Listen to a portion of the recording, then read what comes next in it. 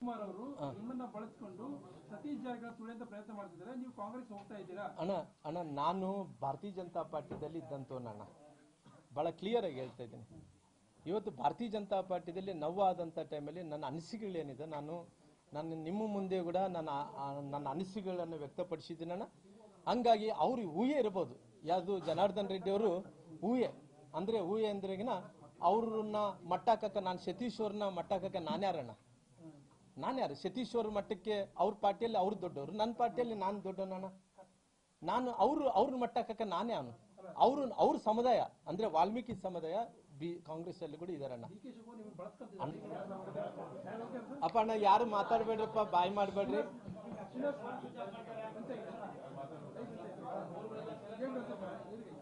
ಅಣ್ಣ. ಅಪ್ಪ ದಯವಿಟ್ಟಪ್ಪ ಅಣ್ಣ, ಎಲ್ಲ ಬೇಕಾದ್ರೆ ನೀವು ಬೇಕಾದ್ರೆ ನೋಡಪ್ಪ ಅಣ್ಣ, ಬಾಯ್ ಮಾಡಿ ಗೋವಿಂದು ಕೂಡಪ್ಪ ಅಂತೇನೆ. ದೇವ್ರು ಇಲ್ಲಿ ಬಂದು ಕೂಡಪ್ಪ, ಇಲ್ಲಿ ಬಂದು ಕೂಡ್ರಿ, ಎಲ್ಲ ಪ್ರಮುಖರೆಲ್ಲ ಅಲ್ಲಿ ಕೂಡ್ರಿ, ಆಮೇಲೆ ಬೇಕಾದ್ರೆ ನಾನು ಕರ್ಸ್ಕೊಂತೀನಿ. ಕೂಡ್ರಪ್ಪ ಅಣ್ಣ, ಕೂಡ್ರಿ ಎಲ್ಲರೂ ಫೋನ್ ಇಂದ ಸೈಲೆಂಟ್ ಮಾಡ್ಕೊ. ಒಬ್ಲೇಶ್ ನೀನ್ ಕೊಡಪ್ಪ, ದೇವ್ರು ನೀನ್ ಕೊಡಪ್ಪ. ಆಯ್ತಲ್ಲಪ್ಪ ಅಣ್ಣ, ಸ್ಟಾರ್ಟ್ ಮಾಡ್ಲಿ ಅಣ್ಣ. ಚಪ್ಪಳು ಮಾತ್ರ ಹೊಡಿಬಾರ್ದಣ್ಣ, ಮತ್ತೆ ದಯವಿಟ್ಟು ಸುಮ್ಮನೆ ಸೈಲೆಂಟ್ ಪ್ರೆಸ್ ಮೀಟ್ ನಿಶಬ್ದ ಪಾಲಿಸಲ್ಲ. ಓಕೆ ಪಣ್ಣ. ಮಾಧ್ಯಮದ ಸ್ನೇಹಿತರೆ, ಮೊನ್ನೆ ನಡೆದಂತ ಕೋರ್ ಕಮಿಟಿಯಲ್ಲಿ ಸನ್ಮಾನ್ಯ ನಮ್ಮ ರಾಜ್ಯದ ಉಸ್ತುವಾರಿಗಳಾದಂಥ ರಾಧಾ ಮೋಹನ್ ಅಗ್ರವಾಲ್ ಅವರು ಕೋರ್ ಕಮಿಟಿಯನ್ನು ಕರೆದಿದ್ದರು. ರಾಜ್ಯಾಧ್ಯಕ್ಷರ ಹಿಡ್ಕೊಂಡು 7 ಗಂಟೆಗೆ ಕೋರ್ ಕಮಿಟಿ ಪ್ರಾರಂಭ ಆಯಿತು. 7 ಗಂಟೆಗೆ ಕೋರ್ ಕಮಿಟಿ ಪ್ರಾರಂಭ ಆದ ನಂತರ ಬೇರೆ ಬೇರೆ ವಿಚಾರಗಳು, ಯಾವ ಜಿಲ್ಲೆಗಳಲ್ಲಿ ಯಾರ್ಯಾರು ಅಧ್ಯಕ್ಷರಾಗಬೇಕು, ಮುಂಚೆ ಪಾರ್ಟಿ ಯಾವ ರೀತಿಯಲ್ಲಿ ಸಂಘಟನೆಯನ್ನು ಮಾಡಬೇಕು, ಸಂಘಟನೆ ಜೊತೆಯಲ್ಲಿ ಈ ರಾಜ್ಯದಲ್ಲಿ ಪುನಃ ಅಧಿಕಾರಕ್ಕೆ ಬರಬೇಕು, ಯಾವ ರೀತಿಯಲ್ಲಿ ಬರಬೇಕು ಅನ್ನೋಂಥ ವಿಚಾರವನ್ನು ಚರ್ಚೆ ಆಯಿತು. ಹತ್ತತ್ರ 1 ತಾಸು ತನಕ ಕೂಡ ಬಹಳಷ್ಟು ಒಂದು ರೀತಿ ಸಮಾಧಾನದಿಂದನೇ ಅಲ್ಲಿ ಚರ್ಚೆ ಆಗ್ತಾ ಇತ್ತು. ಅವರು ಸನ್ಮಾನ್ಯ ಉಸ್ತುವಾರಿಗಳಾದಂಥ ಸನ್ಮಾನ್ಯ ರಾಧಾ ಮೋಹನ್ ಅಗ್ರವಾಲ್ ಅವರು ನೇರವಾಗಿ ಅಂದ್ರೆಗಿನ ಒಬ್ಬ ಮನುಷ್ಯನ ಯಾವ ರೀತಿಯಲ್ಲಿ ಅಸಹ್ಯವಾಗಿ ನೋಡ್ತಾನೋ ಆ ರೀತಿಯಲ್ಲಿ ಅಸಹ್ಯವಾಗಿ ನೋಡಿ ನನ್ನ ಮುಖದ ಮೇಲೆ, ಅಂದ್ರೆ ಆ ಕಡೆ ಈ ಕಡೆ ಕೂಡ ಒಳ್ಳಿಲ್ಲ, ಆತ ಹೆಂಗ್ ನೋಡಿದ್ದಂತ ಕಣ್ಣುಗಳು ನೋಡಿದ್ರೆ ಅಂದ್ರೆ ಎಷ್ಟು ಆ ಮನುಷ್ಯನಲ್ಲಿ ನನ್ನ ಮೇಲೆ ಯಾರೋ ಏನೋ ಹೇಳಿ ಯಾವ ರೀತಿಯಲ್ಲಿ ಆ ಮನುಷ್ಯನನ್ನ ಮನಸ್ಸು ಯಾವ ರೀತಿಯಲ್ಲಿ ಪಾಯ್ಸನ್ ಮಾಡಿದರೂ ಗೊತ್ತಿಲ್ಲ ಆಗ್ಲಿ, ಆ ಮನುಷ್ಯ ನೇರವಾಗಿ ನೋಡಿ ಯಾವ ರೀತಿಯಲ್ಲಿ ಮನುಷ್ಯನ ಮೇಲೆ ಉಗುಳ್ತಾನೋ ಆ ರೀತಿಯಲ್ಲಿ ನೋಡಿ ನೇರವಾಗಿ ಹೇಳ್ದ. ರಾಮ್ಲವರು ಇವತ್ತು ಸಂಡೂರು ಸೋಲಿಕ್ಕೆ ನೀನೇ ಕಾರಣ ಅನ್ನಂತ ಆರೋಪಣೆಯನ್ನು ಮಾಡಿದ್ರು. ನಾನು ಹೇಳಿದೆ, ನೋಡಿ ಸರ್, ಈ ರೀತಿ ಆರೋಪಣೆ ಮಾಡೋದು ಸರಿಯಲ್ಲ. ಯಾಕಂದ್ರೆ ನಾನು ನಾಮಿನೇಷನ್ ಆದ ನಂತರ ನಾಮಿನೇಷನ್ ದಿನ ಹೋಗಿದ್ದೀನಿ, ನಾಮಿನೇಷನ್ ಆದ ನಂತರ ಕೂಡ ಕೊನೆಯ ದಿನದ ತನಕ ಕೂಡ ಒಂದು ದಿನ ಶಿಗ್ಗಾವಿನ ನಮ್ಮ ಭರತ್ ಬೊಮ್ಮಾಯಿ ಅವರ ಪರವಾಗಿ ಪ್ರಚಾರವನ್ನು ಮಾಡಿದ್ದೀನಿ. ನಂತರ ಎಲ್ಲ ಉಳಿದಂತ ಎಲ್ಲ ದಿನಗಳು ನಾನು ಸಂಡೂರಲ್ಲೇ ನಾನು ಕೆಲಸವನ್ನು ಮಾಡಿದ್ದೀನಿ. ಬಹುಶಃ ಈ ರೀತಿ ಆರೋಪಣೆ ಮಾಡೋದ್ರಿಂದ ನಾನು ಇವತ್ತು ಸುಮಾರಾಗಿ 30 ವರ್ಷಗಳ ಕಾಲ ರಾಜಕಾರಣವನ್ನು ಮಾಡ್ತಾ ಇದ್ದೀನಿ, ಇವತ್ತು ಕಳಂಕವನ್ನು ಹೊತ್ಕೊಂಡಂಗಾಗುತ್ತೆ ಅಂತೇಳಿ ನಾನು ಅವ್ರಿಗೆ ಉಸ್ತುವಾರಿಗಳಾದಂಥ ರಾಧಾ ಮೋಹನ್ ಅಗ್ರವಾಲ್ ಅವರಿಗೆ ನಾನು ತಿಳಿಸಿದ ನಂತರ ಕೂಡ ಅವ್ರು ಏನು ಹೇಳಿದ್ರು, ಇಲ್ಲ ನೀವೆಲ್ಲ ಸರಿ ಇಲ್ಲ, ನೀವೆಲ್ಲ ಕೂಡ ಡಬಲ್ ಗೇಮ್ ಮಾಡ್ತೀರಿ, ನೀವೆಲ್ಲ ಹಿಂಗ್ ಮಾಡ್ತೀರಿ ಹಂಗ್ ಮಾಡ್ತೀರಿ. ನೋಡಿ ಸರ್, ಈ ರೀತಿ ನೀವು ಆರೋಪಣೆ ಮಾಡೋದು ಸರಿಯಲ್ಲ. ಯಾಕಂದ್ರೆ ಯಾರು ತಪ್ಪಿದಸ್ತಿದ್ದಾರೋ ಅವ್ರ ಬಗ್ಗೆ ನೀವು ಹೇಳ್ರಾಗ್ಲಿ, ನಮ್ಮ ಬಗ್ಗೆ ನೇರವಾಗಿ ನೀವೇ ಸಂಡೂರು ಸೋಲಿಕ್ಕೆ ಕಾರಣ ಅನ್ನಂತ ಮಾತು ಏನು ಹೇಳಕ್ ಹೋಗ್ತಾ ಇದ್ರು, ಅದು ಸರಿಯಲ್ಲ ಅನ್ನೋಂಥದ್ದು ನಾನು ಗಟ್ಟಿಯಾಗಿ ವಾದಿಸಿದೆ. ಯಾಕಂದ್ರೆ ಇವತ್ತು ನನ್ನ ಜೀವನದಲ್ಲಿ, ರಾಜಕೀಯ ಜೀವನದಲ್ಲಿ ಯಾವತ್ತೂ ಕೂಡ ಕಳಂಕಿಲ್ಲಾರ್ದಂತೆ, ಯಾರೇ ಆರೋಪಣೆ ಮಾಡಲಿ ಕಳಂಕಿಲ್ಲಾರ್ದಂತೆ ರಾಜಕಾರಣವನ್ನು ಮಾಡ್ಕೊಂತ ಬಂದಿದ್ದೀನಿ. ಹಂಗಾಗಿ ಅವತ್ತಿನ ಸಂದರ್ಭದಲ್ಲಿ ಕೂಡ ನಾನು ಮೊನ್ನೆ ನಡೆದಂತ ಕಾರ್ಯಕ್ರಮದಲ್ಲಿ ಕೂಡ ಬಹಳ ಸ್ಪಷ್ಟವಾಗಿ ಹೇಳಿದೆ, ನೋಡಿ ಸರ್, ಈ ರೀತಿ ಆರೋಪಣೆ ಮಾಡೋದು ಬೇಡ, ಹಂಗಂದ್ರೆ ನಾನು ನೇರವಾಗಿ ನೀವು ಈ ರೀತಿ ನನ್ನ ಅಪಮಾನ ಮಾಡ್ತಾ ಇದ್ದೀರಿ, ನನ್ನ ನೋವನ್ನು ಕೊಡ್ತಾ ಇದ್ರಿ. ಎಲೆಕ್ಷನ್ದಲ್ಲಿ ಕೂಡ 2 ಬಾರಿ ಸೋತೋಗಿದ್ದೀನಿ. ನಾನು ಲೋಕಸಭೆ ಸೋತೀನಿ, ವಿಧಾನಸಭೆ ಕೂಡ ಸೋತೋಗಿನಿ. ನೋವು ಅಂತ ಐತೆ. ಇವತ್ತು ಗಾಯದ ಮೇಲೆ ಬರೆ ಹೇಳಕ್ ಹೋಗ್ಬೇಡ್ರಿ ದಯವಿಟ್ಟು. ಈ ರೀತಿ ಮಾಡೋದ್ರಿಂದ ನನಗೆ ಇಷ್ಟ ಇಲ್ಲ ಅಂತೇಳಿ ನಾನೇನು ಮಾಡಿದೆ, ಎದ್ದು ಹೋಗೋಕೆ ಪ್ರಯತ್ನವನ್ನು ಮಾಡಿದೆ. ಎದ್ದು ಹೋಗೋಕೆ ಪ್ರಯತ್ನವನ್ನು ಮಾಡಿದಂಥ ಟೈಮಲ್ಲಿ ಸನ್ಮಾನ್ಯ ಎಲ್ಲ ನಮ್ಮ ನಾಯಕರು, ನಮ್ಮ ಬಸವರಾಜ ಬೊಮ್ಮಾಯಿಯರಿದ್ರು, ಅಶೋಕ್ ಅವರಿದ್ರು, ನಂತರ ನಮ್ಮ ಸದಾನಂದ ಗೌಡರು ಇದ್ರು, ನಂತರ ನಮಗೆ CT ರವಿ ಅವರಿದ್ರು. ಅವರೆಲ್ಲರೂ ಸೇರಿ ರಾಮ್ಲು ಹಂಗೆ ಎದ್ದೋಳೋದು ಅದು ಶೋಭೆ ಅಲ್ಲ ಅಂತ ಹೇಳಿದ್ರು. ಇಲ್ಲ, ನಾನು ಎದ್ದೋಳಕ್ಕೆ ಹೋಗಲ್ಲ ಸರ್. ಇವತ್ತು ನನ್ನ ನೋವಾಗಿದೆ, ಅದನ್ನು ವ್ಯಕ್ತಪಡಿಸಲಿದ್ರೆ ಇವತ್ತು ಈ ಮಾಧ್ಯಮಗಳ ವಿಚಾರದಲ್ಲಿ ಇವತ್ತು ಈ ವಿಚಾರವನ್ನು ನಾನು ಪ್ರಸ್ತಾಪನೆಯನ್ನ ಮಾಡಲಿದೆ. ಅವ್ರು ಹೇಳಿದಕ್ಕೋಸ್ಕರವಾಗಿ ನಾನು ಹೇಳ್ತಾ ಇದ್ದೀನಿ. ಹೇಳಿದ್ರೆ ನಾನು ತಪ್ಪಿಸಲಾಗ್ತೀನಿ ಅಂತೇಳಿ ಅವ್ರು ಏನು ಮಾಡಿದೆ, ನಾನು ತಕ್ಷಣ ಅವ್ರಿಗೆ ನಾನು ತಿಳಿಸಿದೆ. ನಾನು ತಿಳಿಸಿದೆ, ಈ ರೀತಿ ಮಾತಾಡಬೇಡ್ರಿ ಸರ್ ಅಂತ ಹೇಳಿದೆ. ನಾನು ಹಂಗೆ ಮಾತಾಡ್ತಾನೆ ಅವ್ರು ಏನೇನೋ ಮಾತಾಡ್ತಿದ್ರು ಹಿಂದಿಯಲ್ಲಿ ಮಾತಾಡ್ತಾ ಇದ್ರು. ನಾನು ರಾಜ್ಯಾಧ್ಯಕ್ಷರ ಕಡೆ ನೋಡಿದೆ. ನಾನು ರಾಜ್ಯಾಧ್ಯಕ್ಷರೇ, ಇವತ್ತು ನನ್ನ ರಕ್ಷಣೆಗೆ ನೀವು ಬರಬೇಕಾಗಿತ್ತು. ಯಾಕಂದ್ರೆ ಇವತ್ತು ಪಾರ್ಟಿಯ ರಾಜ್ಯಾಧ್ಯಕ್ಷರು ತಾವೇ ಆಗಿದ್ರಿ. ನನ್ನ ರಕ್ಷಣೆಗೆ ತಾವು ನಿಲ್ಲಬೇಕಾಯಿತು. ಅವರು ಯಾವ ರೀತಿಯಲ್ಲಿ ಹೇಳ್ತಾ ಇದ್ದಾರೆ ಅಂದ್ರೆಗಿನ ಸಂಪೂರ್ಣವಾಗಿ ಸೋಲು ನಿನ್ನಿಂದನೇ ಆಗಿದೆ ಅನ್ನೋಂಥ ಆರೋಪಣೆ ಮಾಡೋಂಥ ಟೈಮಲ್ಲಿ ನನ್ನ ಪರವಾಗಿ ನೀನು ನಿಲ್ಲಬೇಕಾಯಿತು. ನಿಂದಿಲ್ಲ ಅಂದ್ರೆ ನಾನು ಮತ್ತೆ ಹಿಂದಕ್ಕೆ ಹೋಗಿ ಮಾತಾಡೋನಲ್ಲ, ನಾನು ನಿನ್ನ ಮುಖದ ಮೇಲೆ ಮಾತಾಡ್ತಾ ಇದ್ದೀನಿ. ಹಿಂಗೆ ಅವ್ರು ಅಂದ್ರೆ ಕೂಡ ನಾನು ರಕ್ಷಣೆ ಮಾಡಿಲ್ಲ ಅನ್ನೋಂಥದ್ದು ಹೇಳಿದ ತಕ್ಷಣ ರಾಮ್ಲು ನಾನೇನು ಮಾಡಲಿ, ನಾನೇನು ಮಾಡೋಕ್ಕಾಗುತ್ತೆ ಅಂತ. ನೋಡಪ್ಪ, ನೀನೊಬ್ಬ ಅಧ್ಯಕ್ಷನಾಗಿ ನಿನ್ನ ರಕ್ಷಣೆಗೆ ಬಾ ಅಂತ ಕೇಳಿದ್ದೀನಿ ನಾನು. ಅಂದ್ರೆ ನೀನು ರಕ್ಷಣೆಗೆ ಬರಲ್ಲ, ನಾನು ಏನು ಮಾಡಲಿ ಅಂದ್ರೆ ಈಗ ನಾನು ಏನು ಮಾಡೋಕ್ಕಾಗಲ್ಲ. ಆಯ್ತಪ್ಪ, ಅವ್ರು ಹೇಳಿದ್ದೆ ಕರೆಕ್ಟ್ ಅಂದ್ಕೊಂಡು ಅವ್ರು ತಿಳ್ಕೊಂಡಿರ್ತಾರ. ಅವ್ರಿಗೆ ಲಾಸ್ಟ್ಗೆ ಏನಾಗಲಿ ಕನ್ವಿನ್ಸ್ ಮಾಡೋಂಥ ಪ್ರಯತ್ನ ಮಾಡ್ರಿ ಅಂತ ಹೇಳಿದ್ರೆ ಸದಾನಂದ ಗೌಡ್ರು ಎದ್ರು.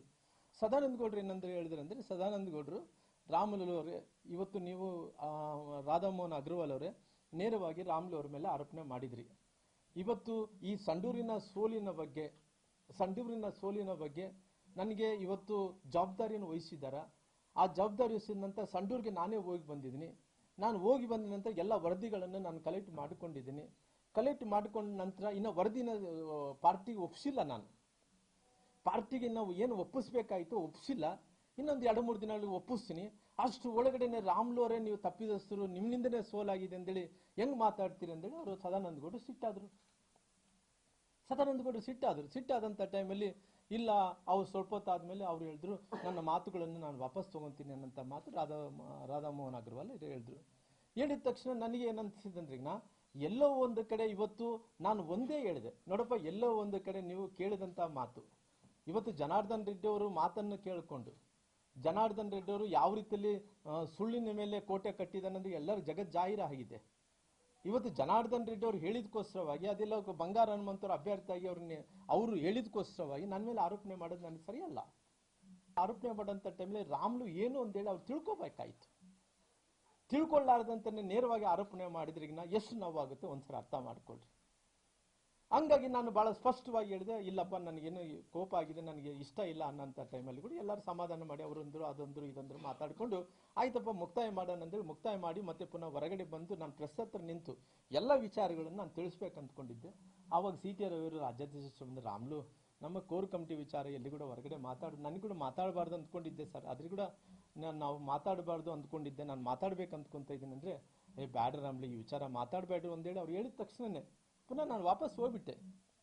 ವಾಪಸ್ ಹೋದ ತಕ್ಷಣನೇ ಬೆಳಗ್ಗೆ ಏನಾಗಿದೆ ಎಲ್ಲ ಮಾಧ್ಯಮಗಳಲ್ಲಿ ಈ ಕೋರ್ ಕಮಿಟಿದಲ್ಲಿ ಹಿಂಗಾಯ್ತು ಅಂತೇಳಿ ಎಲ್ಲ ವಿಚಾರಗಳು ಮಾಧ್ಯಮಗಳಲ್ಲಿ ಬರೋದು ಪ್ರಾರಂಭ ಆಯಿತು. ಪ್ರಾರಂಭ ಆದಂಥ ಟೈಮಲ್ಲಿ ನಾನು ಬಹಳ ಸ್ಪಷ್ಟವಾಗಿ ಹೇಳಿದೆ. ಇವತ್ತು ನಾನು ಅಕಸ್ಮಿತವಾಗಿ ಅಲ್ಲಿ ಪ್ರಾರಂಭ ಆದಂಥ ಟೈಮಲ್ಲಿ ರಾಮ್ಲು ಅವರು ಏನು ಹೇಳಿಲ್ಲ ಅಂತ ಹೇಳಿದ್ರೆ ನಾನು ತಪ್ಪಿತಸ್ಥನಾಗ್ಬಿಡ್ತೀನಿ. ಯಾಕಂದ್ರೆ ಕ್ಲಾರಿಫಿಕೇಶನ್ ಕೊಡಬೇಕಾಯ್ತು. ನನ್ನ ಧರ್ಮ ಆಗಿರೋ ಕಾರಣ ಯಾರು ಹೇಳಿದಾರೋ, ಎಲ್ಲಿ ಮಾಧ್ಯಮದಲ್ಲಿ ಎಲ್ಲಿ ಗೊತ್ತಾಗಿದೆನೋ ಗೊತ್ತಿಲ್ಲ, ಮಾಧ್ಯಮದಲ್ಲಿ ಬಂದ ತಕ್ಷಣ ನಾನೇನು ಮಾಡಿದೆ, ನಾನು ನಿನ್ನೆ ಸ್ವಲ್ಪ ಬೇರೆ ಕಡೆ ಹೋದಂಥ ಟೈಮಲ್ಲಿ ಅವರು ಮಾಧ್ಯಮದ ಸ್ನೇಹಿತರು ಎಲ್ಲರೂ ಕೂಡ ತಮ್ಮನ್ನು ಆದಿ ಹಿಡ್ಕೊಂಡು ಎಲ್ಲ ಎಲೆಕ್ಟ್ರಾನಿಕ್ ಮೀಡಿಯಾ, ಪ್ರಿಂಟ್ ಮೀಡಿಯಾ ನನ್ನ ಹತ್ರ ಮಾತಾಡುವಂಥ ಟೈಮಲ್ಲಿ ಭಾಳ ಸ್ಪಷ್ಟವಾಗಿ ಕ್ಲಾರಿಫಿಕೇಶನ್ ಕೊಟ್ಟೆ. ನಾನು ಇಂಥ ಪರಿಸ್ಥಿತಿಯಲ್ಲಿ ನೋಡಿ ಸರ್, ಜೀವನದಲ್ಲಿ ಯಾವತ್ತೂ ಕೂಡ ಪಾರ್ಟಿ ಅಂದ ತಕ್ಷಣ ತಾಯಿ ಇದ್ದಂತೆ. ಯಾವತ್ತೂ ಕೂಡ ರಾಜಕಾರಣದಲ್ಲಿ ಕೆಲವೊಂದು ಸಂದರ್ಭದಲ್ಲಿ ಯಾವತ್ತೂ ಕೂಡ ತಾಯಿಗೆ ದ್ರೋಹ ಮಾಡೋಂಥ ಕೆಲಸ ನಾವು ಮಾಡೋಕೆ ಹೋಗಲ್ಲ.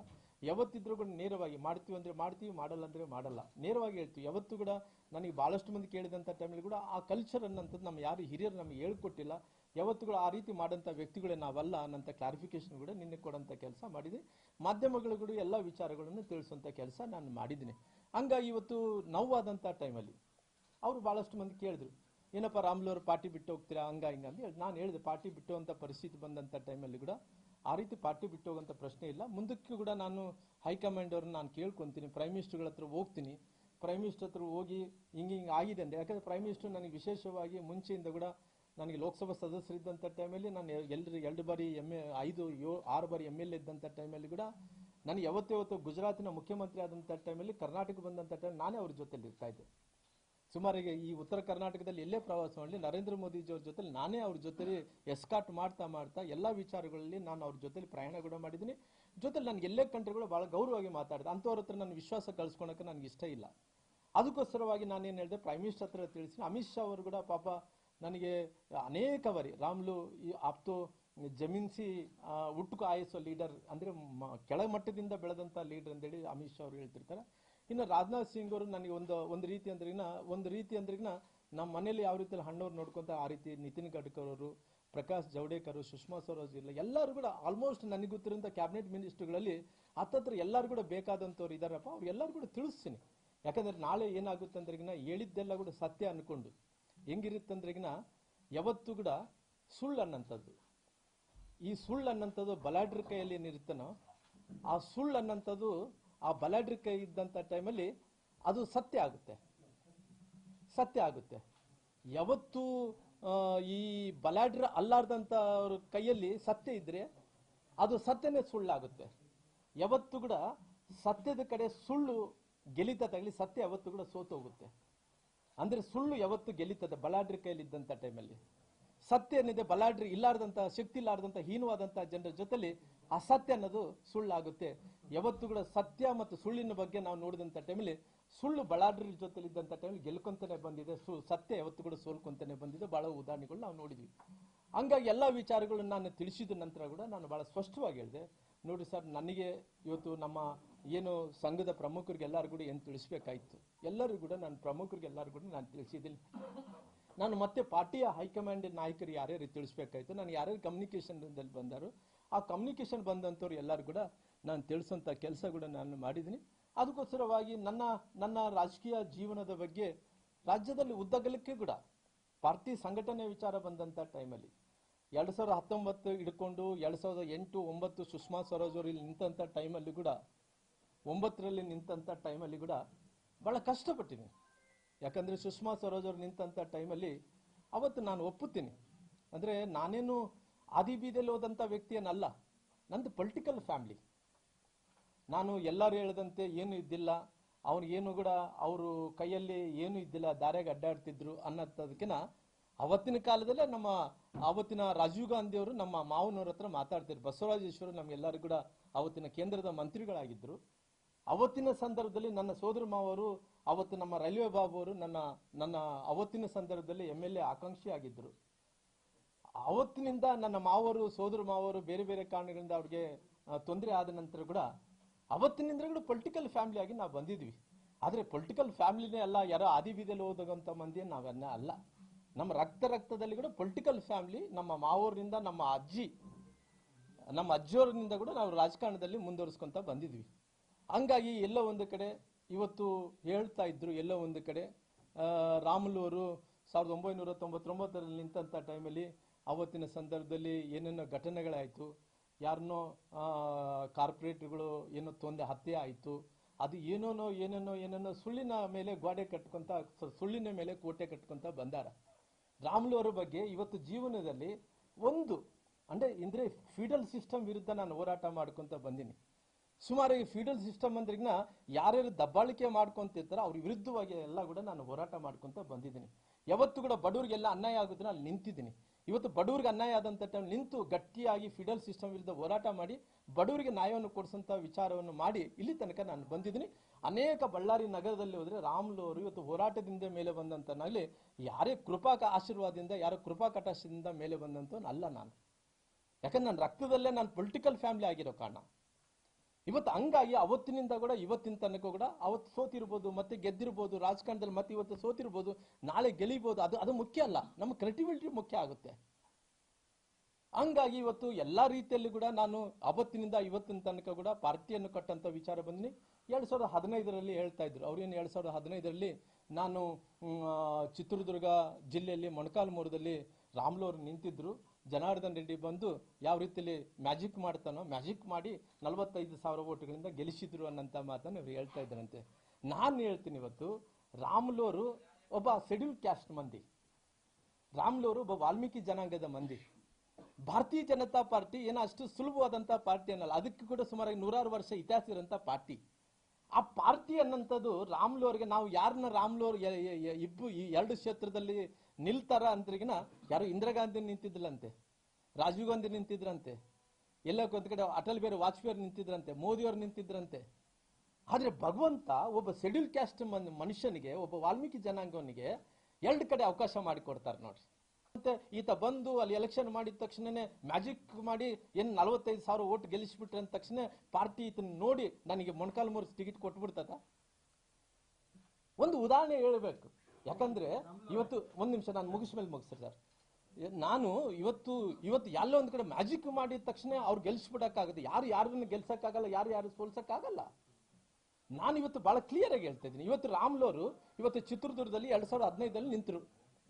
2015 ನಿಂತ ಟೈಮಲ್ಲಿ ಇವತ್ತು ರಾಮುಲು ಅವರು ಸೇರ್ಕೊಂಡು 6 ವಿಧಾನಸಭಾ ಕ್ಷೇತ್ರಗಳನ್ನ 6 ವಿಧಾನಸಭಾ ಕ್ಷೇತ್ರಗಳಲ್ಲಿ 2018ರಲ್ಲಿ ರಾಮುಲು ಹೋಗಿ ಅಲ್ಲಿ ನಿಂತಿಗೋಸ್ಕರವಾಗಿ 6 ವಿಧಾನಸಭಾ ಕ್ಷೇತ್ರ ಗೆದ್ದಿವಿ.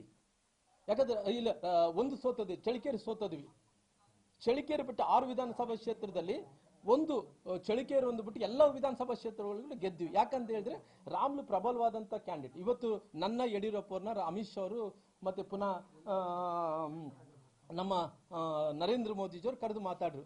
ನೋಡ್ರಿ ಶ್ರೀರಾಮುಲವರೇ, ನೀವು ಲೋಕಸಭಾ ಸದಸ್ಯರಾಗಿ ನೀವು ಯಡಿಯೂರಪ್ಪರು ಗೆದ್ದು ಬಂದಿದ್ರಿ. ಗೆದ್ದು ಬಂದಂತ 3 ವರ್ಷ ಅವಧಿ ಮುಗಿತಾ ಇದೆ, ಇನ್ನು 2 ವರ್ಷ ಉಳಿದಿದೆ.